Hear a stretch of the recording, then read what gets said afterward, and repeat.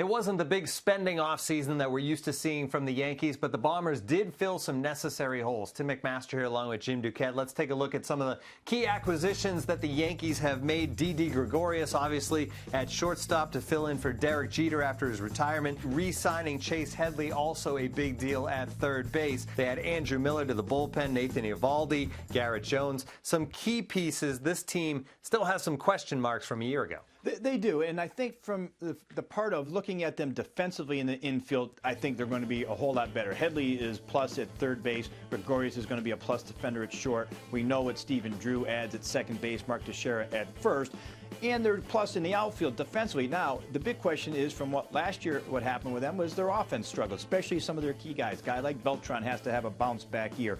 Brian McCann has to get off to a better start. Ellsbury and Gardner at the top of the lineup are going to have to continue to hit. So I think you look at some of the main guys on offense, it's the guys that are currently under contract and that have been there for at least a year or two that are going to need to produce. Now, spring training down in Tampa, obviously the return of Alex Rodriguez will get some attention, but Masahiro Tanaka, obviously the big injury a year ago. How key is his health heading into the spring? You know, Tanaka has a chance to be one of the best starters in the American League if he's healthy. He showed that early on when he was pitching for the Yankees. And so now the big question is everything and all of the tests that he's passed this winter. Now the big key will be how does he handle spring training? How do the Yankees get him into the start of the season?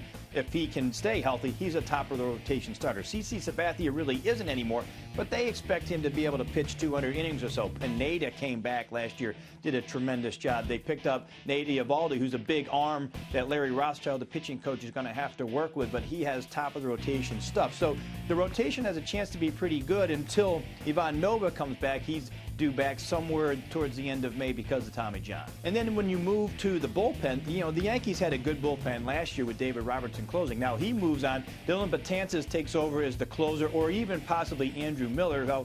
We saw how good and dominating he was last year. You add a guy like Justin Wilson. The bullpen for the Yankees has a chance to be really good with some power arms.